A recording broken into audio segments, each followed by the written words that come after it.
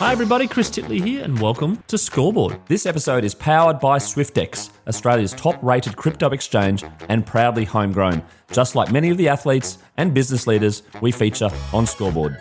Hi, it's Chris Titley here, and on today's episode of Scoreboard, the podcast, I'm joined by Abbey Willcox. Abby, thank you so much for being part of the series. Thank you very much for having me. We're sitting here on Wednesday the 30th of July in the afternoon in Brisbane. Am I joining you from Brisbane, am I? Yes, I'm in Brizzy, yep. Yeah, how's your day been? Yeah, good, thanks. Just no training today, just full day of work. Just got home and, it's been a long day, but... Let's talk about your work. What are you up to full time? I've been full-time for the past few years at the Brisbane Broncos. I've been in marketing and game day operations, but now I've moved into more of a part-time role just in game day operations since I've started training more full-time again. So, it keeps me very busy, but I'm often training in the mornings and then going to work in the afternoons, but I really love it. Awesome. And correct me if I'm wrong if I say that what you do is in freestyle aerial skiing. Is that right? Yes, freestyle aerial skiing. So I've been doing that for about 8 years now, 7 years competing on the World Cup circuit, coming up on 8. I was a gymnast originally, but then transitioned into freestyle aerial skiing. Let's go back to the early days of the gymnast. What sparked the interest and what made you love gymnastics? Yeah, to be honest, when I was really young, I was always running around the house and trying to do cartwheels and handstands and the splits and everything. And my mum was immediately like, we just need to put her in gymnastics so she can, stop doing it outside of stop doing it outside of a class in case she hurts herself, so she can actually learn. And from there I just loved it. I had a really natural, I was naturally really strong for a little kid, and I just really loved being able to throw my body around and learning all these new fascinating tricks. In regards to being an individual sport, did you love the individual sport versus the team side of things?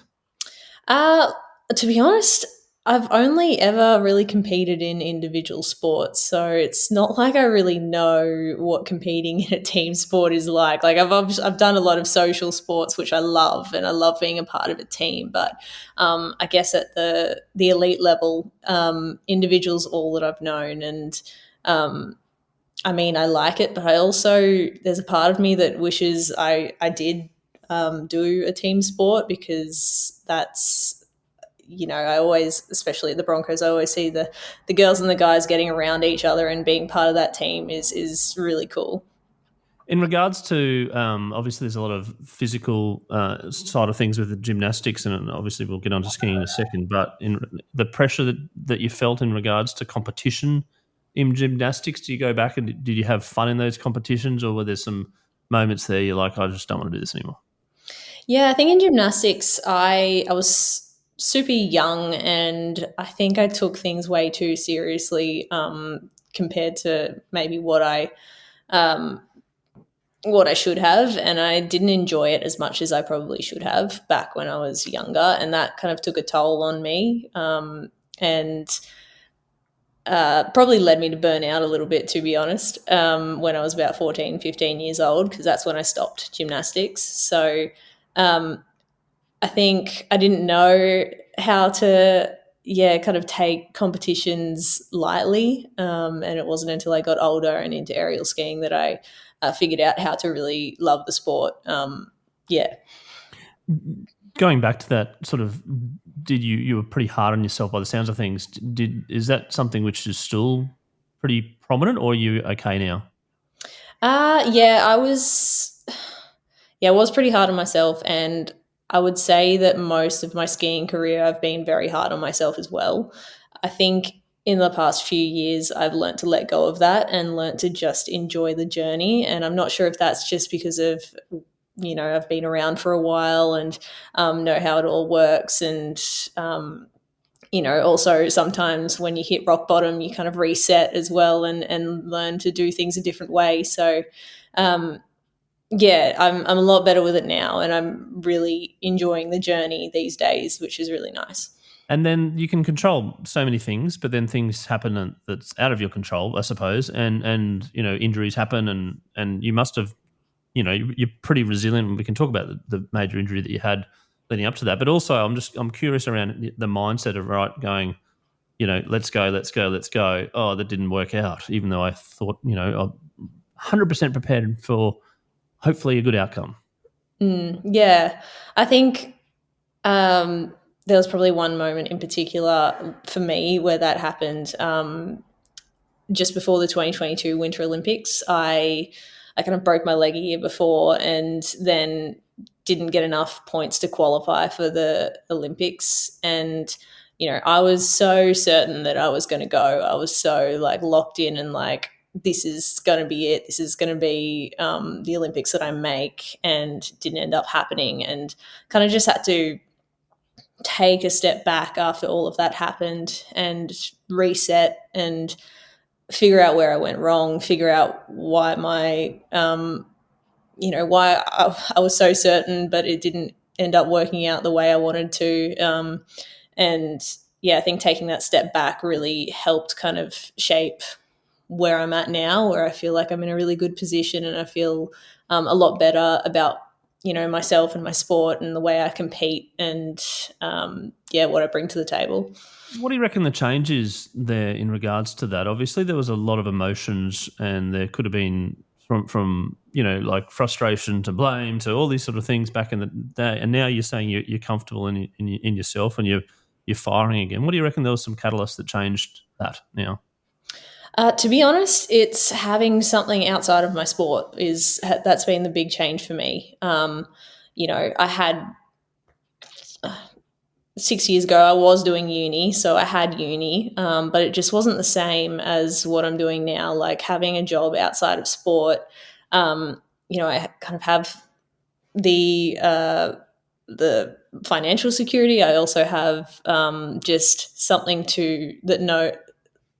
that I can fall back on if I am not going well in my sport, or if injury happens, something like that. Just knowing I have that community outside of my sport has been such a game changer for me. That's a really good answer. And the Broncos, in terms of an organisation and support, how have they gone with your training and your high performance mindset to say, actually, I need a little bit more time? Yeah, no, they've been really good and really supportive with me every step of the way since I started working there in 2022. So full credit to them, giving me so much flexibility on what I need to do to compete in my sport.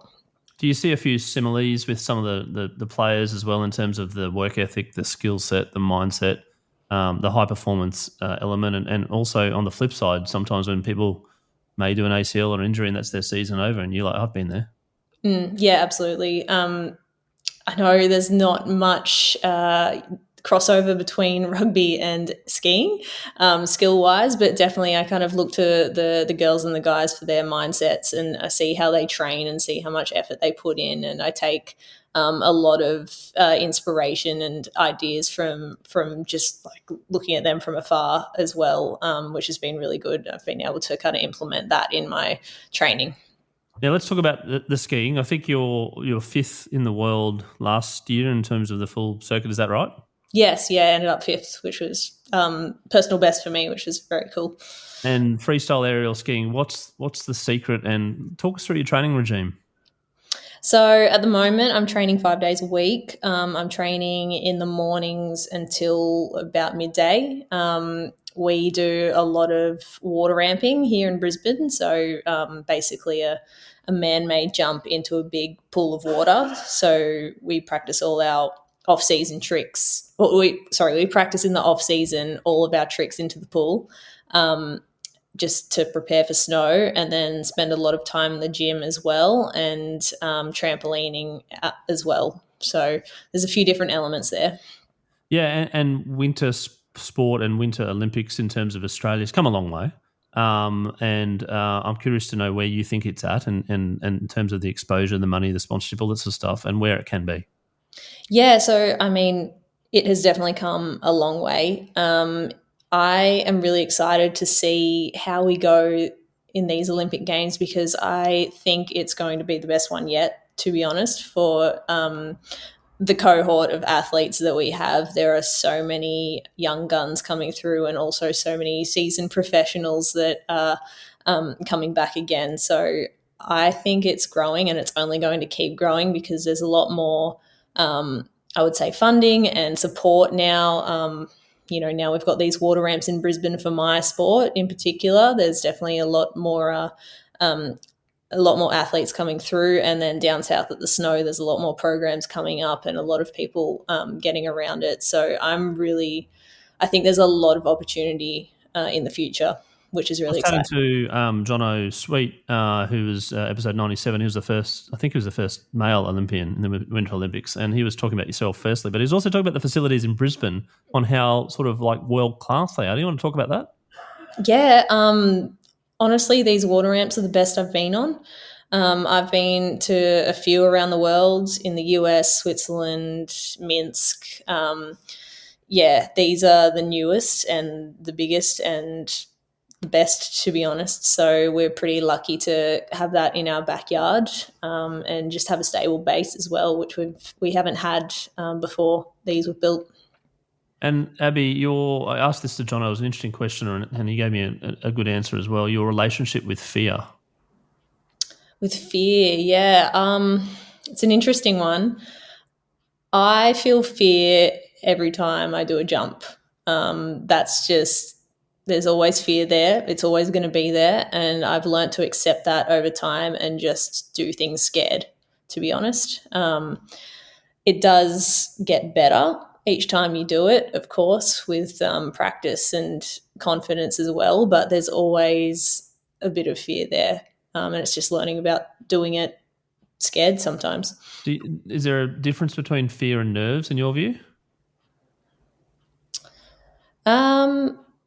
Yes, definitely. I think nerves are something that you're always going to get, fear is probably a bit more related to the outcome of what could happen as well. Yep. And then to calm your nerves and to manage your nerves, about, what is there some techniques that you use or that you could share, or, did you have some problems with nervousness early on in your career, or never a problem?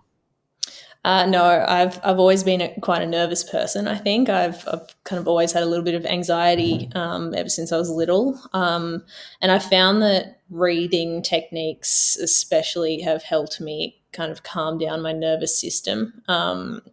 So I rely on those, as well as preparing as much as I can for jumping by doing visualization and positive affirmations and things like that. So, yeah, I'm curious about the visualizations. It's a topic that's come up a lot with high performing athletes. I'm curious to know what your visualization strategy is. Is it of the jump? And if it's of the jump, how many times do you visualize it? Or do you visualize?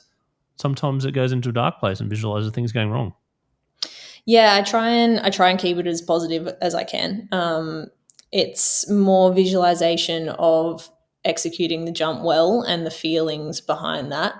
I find it works best when I've got the emotions behind it to go with it, if that makes sense. So, yeah, that's really helped me. And what's driving Abbey Willcox? Is there a goal? Is there something to in yourself to be the best at what you do, to give yourself the best shot? Like, what's the drive? What's the goal as well? Yeah, I think that's changed over time. I think when I was younger, I was always trying to prove to other people that I could do this sport. There was a point where I got cut from the team because they just kind of didn't think that I had what it took. And my drive then was to just prove them wrong. But also I wanted to do the sport as well. So it wasn't, I guess, just about proving them wrong. I really wanted to do the sport. So, So I made that work when I was younger. Kind of packed up my things and moved to Switzerland and trained with the Swiss team to try and get back onto the Australian team.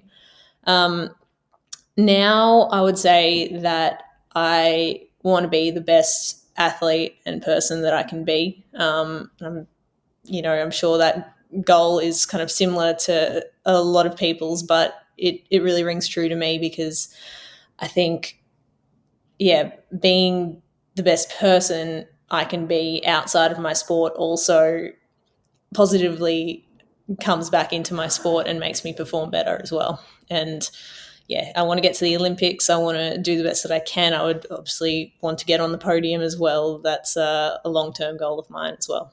Yep. It was actually one of the podcasts just on the being the good person was Ali Brigginshaw, and she was just like really honing in when she was a little bit sort of confident, so to speak, early on and sort of doing what she wants because she did really well. But then she got, basically some advice to say about the being the good person thing, and it really hit home in and around some habits. And I'm keen to understand what some of the habits that you have in terms of being a good person. Yeah, I think giving back as much as I can. I'm really passionate about mental health.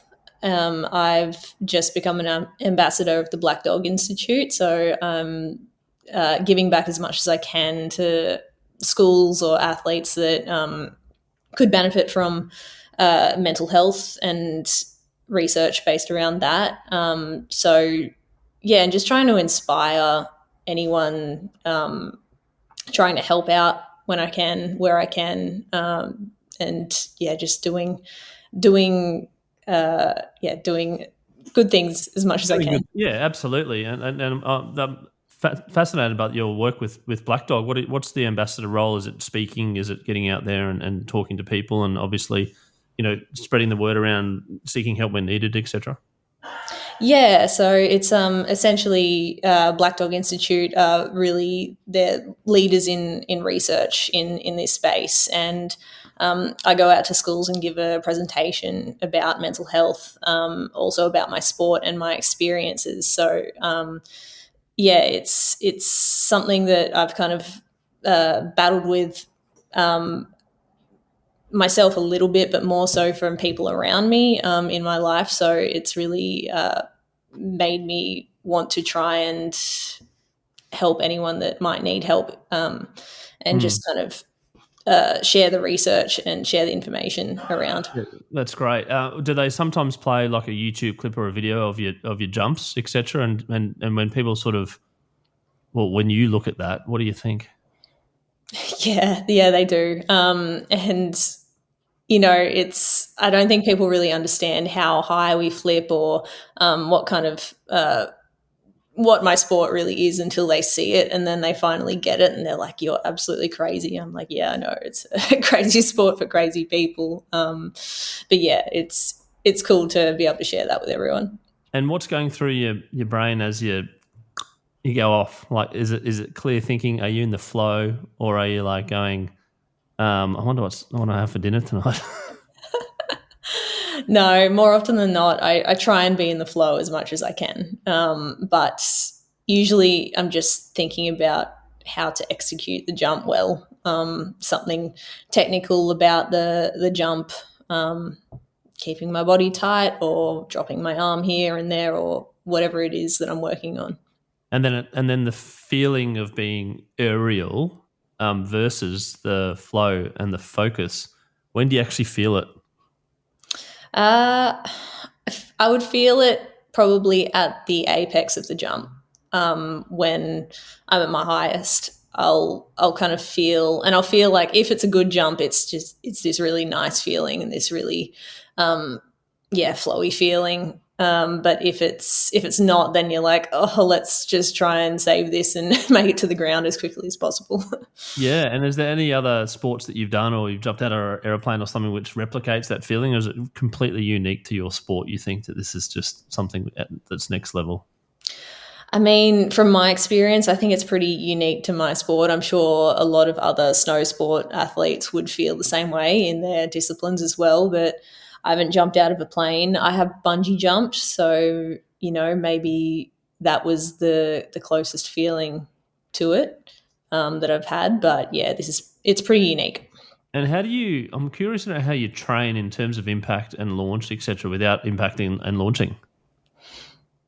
Yeah, I mean, it's that's what the training facility in Brisbane is for. It's the water is aerated underneath, so trying to have less impact on the body, so we can learn all these tricks. And if we do mess up, it's not going to be as much of a disaster as it is going to be on snow. And then when it comes to competitions, there's variables about weather, the track and the skis and the competition and the time that you jump, etc. A little favourite place I'd imagine is Deer Valley in the USA. Do you want to talk about that in regards to, it I've heard you call about your second home, but talk about going into Utah and getting back there and going, this is sort of like home. Yeah, there's something about Deer Valley. I've always loved it. The majority of my World Cup podiums have been there in Deer Valley, so it does feel like home to me, and I feel like I always perform well there.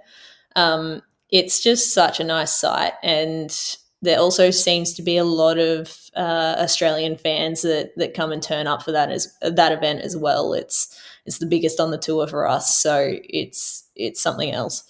And the first kind of medal that you got, which was 2020, was it? 2020, yeah. 2020, that you talked about, prove them wrong, and that medal kind of proved them wrong, I would imagine, versus your medal last year where you had 3 Australians up there on the podium, and can you talk about the difference in feeling there?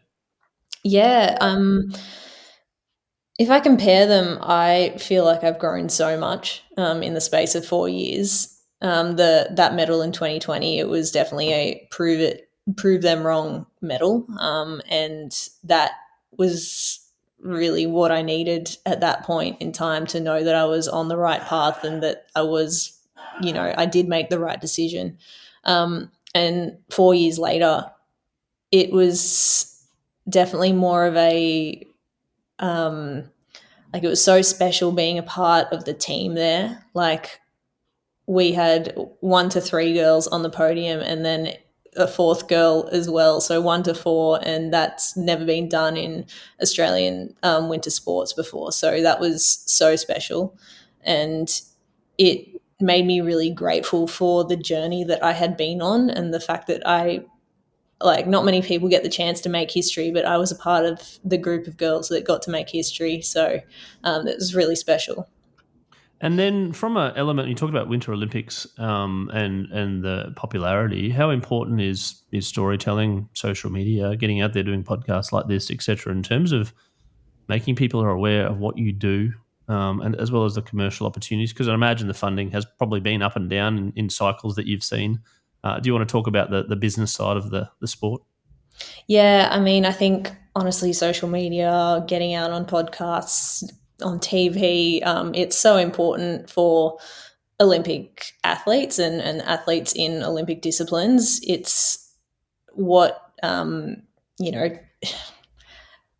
sometimes sport, if you're not having a good year, you may not get a great paycheck either. So having that brand behind you and that awareness, and getting that out there as much as possible really helps that, and sponsors and people kind of making people aware of it as well. So it's very important.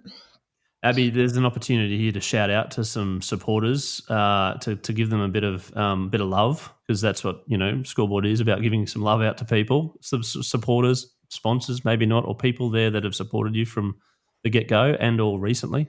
Mm-hmm. Yeah, of course. Mum and dad, obviously, number one. Wouldn't be here without them. My partner Cal as well. The OWI, the Victorian Institute of Sport. I've always, they've really supported me over the past few years, especially. And Snow Australia as well, the Wattle Nest. They've all kind of put. Well, she's been on the show. Yeah, so she's great. Yeah. So Central Coast, New South Wales, where you were born, but then you live in Brisbane, but you've got the Victoria Institute of Sport. Where does that all fit in? Yeah, I know.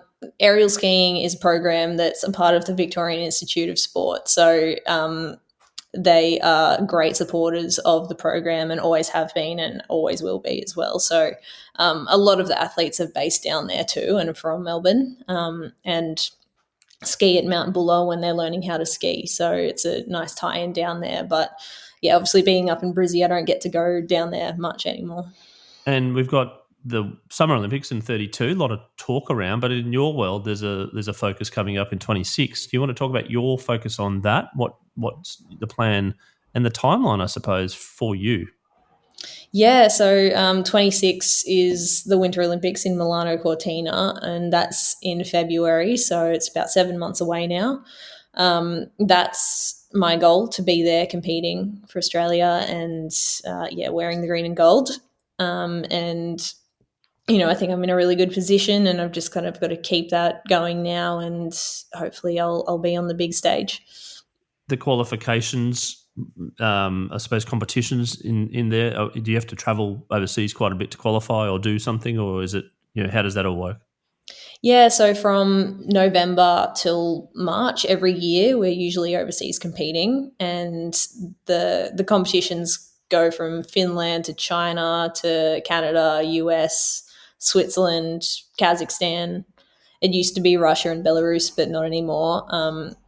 So yeah, it kind of takes you all over the world, and sometimes it feels like each week you're in a different country and in a new area, but it's really exciting. It's really fun to be on the road when you look back at it. At the time, sometimes you're like, oh, this is just dragging on a little bit, but it's it's a really fun experience being on the World Cup tour. How often do you stay in one spot for generally? If we've got back-to-back World Cups, it'll be a different place each week. But if we have like a training camp, it will be about 3 to 4 weeks. Right. So you have to sort of, thicken up your package and get an extra bag and stuff like that because you're traveling for 3 or 4 weeks. Whereas I suppose you can kind of just do, lighter carry on and also suitcase for the smaller amounts, right? Well, I mean, once we kind of pack our suitcase in November, that's it pretty much. We don't really get to come home. Yeah. So it's just a lot cheaper to kind of stay over there instead of coming back and forth from Australia, as well as the jet lag as well. So once we've packed our bags, that's it pretty much. And the times at which you jump, what times of the day are they generally, and how do you prepare for that if it's a bit variable or a bit later or a bit earlier, etc., when it comes to like sleep and food and whatnot? Yeah, I mean, that's one thing I've learned in this world is you kind of expect the unexpected. Things always change. The weather always changes. The timings always change. You've just kind of got to be ready to drop at a drop of a hat. Just go out there and compete. If something's been delayed by the weather, you've just got to wait around until they tell you, okay, you're on now, and you have to be ready to be on. So in this world, everything changes very quickly, and you've just got to be able to adapt. So you can be as prepared as much as you can. I mean, especially like with stuff like food and everything, you just got to bring it with you and just be prepared for absolutely anything. And as technology's changed and gears changed, etc., are they all like really fancy widgets now that you can try out and test and do whatever, or have you got your lucky kind of skis, or how does that kind of work in your world? Yeah, I mean the skis and the equipment that we use, they've gotten better over time. The skis especially, they have gotten lighter and stronger as well. So yeah, I mean it's definitely helped our performance. Like having lighter skis is a lot easier to move in the air as well.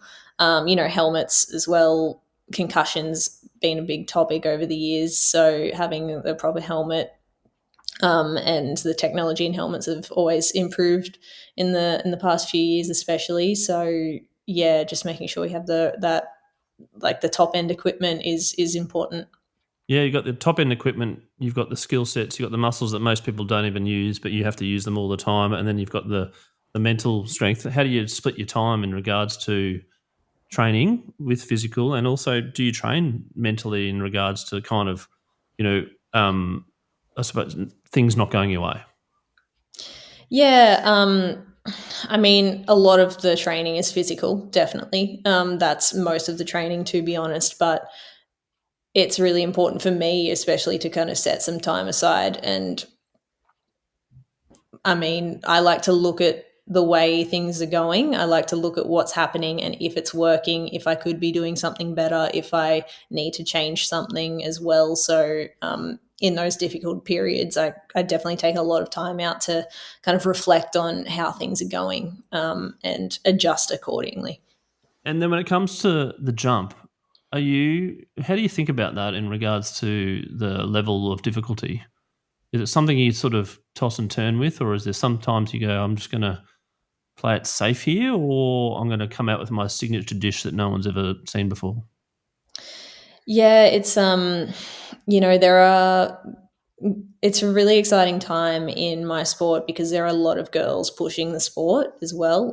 There are a lot of girls up on the triple, which I hope to be up there one day, for sure. But yeah, those girls, they're out there pushing the sport every day, and it's really exciting to see. I think the it's really weather dependent, as to when a lot of girls will pull out a big trick or if they will kind of play it safe, yeah, for myself as well. So, it's just about kind of assessing the situation and deciding if it's worth the risk at this point. If the weather's too bad, maybe it's not worth the risk for an injury. Otherwise, yeah, playing it safe in those scenarios is And probably. your experience of risk return in terms of your mindset about pushing the boundaries a little bit, what's the scorecard or scoreboard on that so far? Yeah, I mean, when I'm kind of up there waiting to do my harder skills or wanting to push, my skills and do the new tricks, I just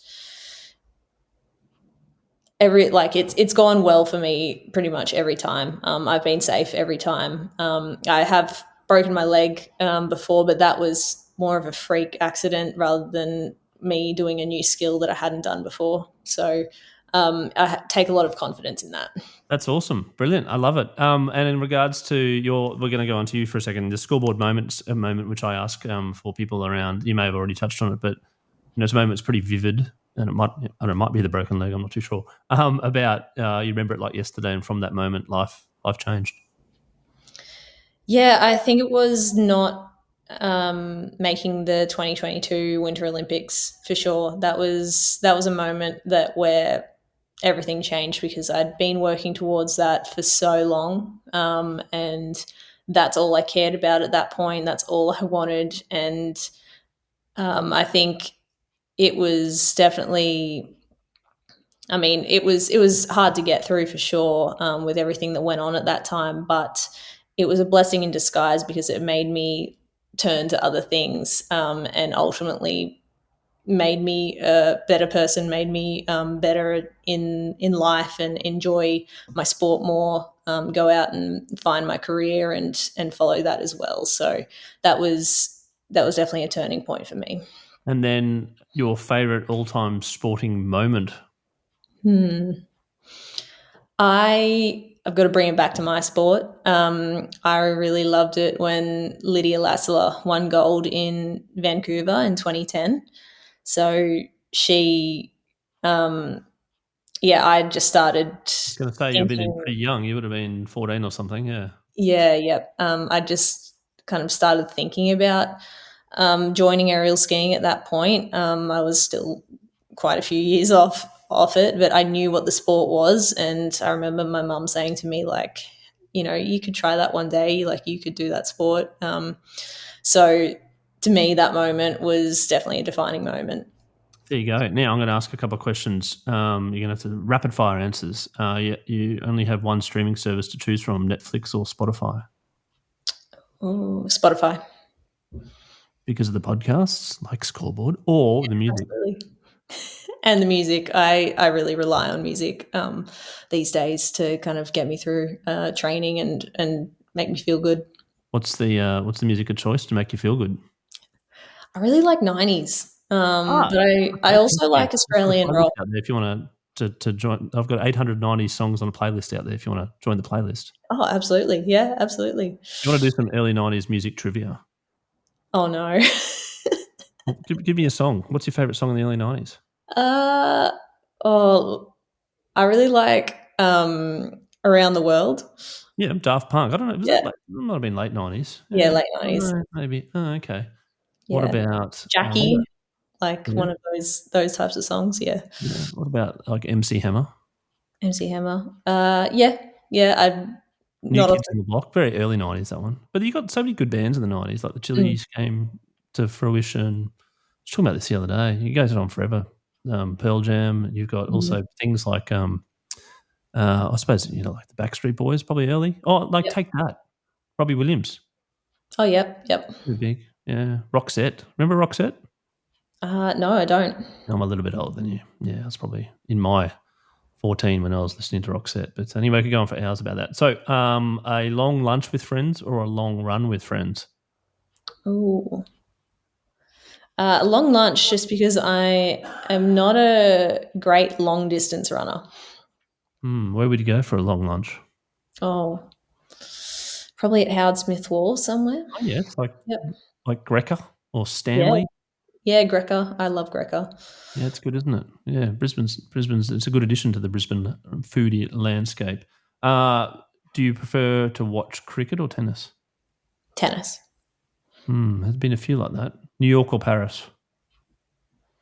I've never been to New York, so I'm going to say Paris. Okay. Yep. Brisbane or Adelaide? Brisbane. There you go. We got one finally. It's been a while since we got that. Crypto or shares? Cheers. Shares. Okay. But we've got a sponsor that has a platform in crypto, and that's SwiftX. And they're Brisbane-based, actually, as well. They're homegrown, and they've got over 1.1 million users in Australia and New Zealand. And their new little catchphrase is, where can crypto take you? And as part of that sponsorship, we do a little segment called the bucket list, where crypto may take you. Is a question that I ask you around a sporting event that you've never attended that you'd love to attend. Abbey Willcox, what's your bucket list sporting event? Oh, that's hard. I think I'd have to say the Super Bowl. I am not necessarily a fan of NFL, like a big fan, but Super Bowl, I think, is the sporting event that I need to attend in my lifetime. Yes, it's up there with me as well. We've had the Masters. We've had a Wimbledon final recently. We've had a couple of Super Bowls. I just think the whole, look, that TV ads are going up at $8 million for 30 seconds now or something, like just the hype around the whole week. It's, I've been to an AFL grand final and it is amazing. It is a bucket list thing to do, but like just the whole world's watching. Is there any particular team you'd like to see in the Super Bowl or place in the US that you'd like to go see it? I mean, team, probably Philadelphia Eagles. Is that because they fly like you? Yeah, yep, that's it. Just a lot of similar characteristics. There you go. And I've got one final question around, actually, no, two. One is some advice for some young people that want to enter your sport at that age, maybe 14, where they see you now on the TV and they're like, I want to do that. What's some advice that you can give them? Yeah, it's going to be a wild adventure, and it's going to be really hard, but it's worth it. The places you get to go, the people you get to meet, the feeling of doing a great jump and landing it is nothing like I've experienced before. So if you are going to take it up, be patient and work hard and you'll get there. And the importance of a coach and the coach athlete relationships. You want to talk about that as one last question? Yeah, I think you spend so much time training and you spend so much time with your coach. It's really important to make sure that your coach understands you and you understand them as well. and it's really important to have the right fit as well. So it's should never be overlooked. Abbey Willcox, thank you so much for taking your time out today to have a chat about your life, about freestyle aerial skiing, I got that right, and about the Winter Olympics coming up, the goal. I wish you all the very best in the coming months from November up until the Olympics and all the preparation that goes with it. And congratulations on your incredible achievements thus far in the sport. And you're very confident in terms of your mindset, and I want to support you where I can in terms of leading up to the Olympics. And let's hope you're in the right spot and the right time and you get to the Olympics and make the most of it. All the best and look forward to catching up. Thank you so much for having me.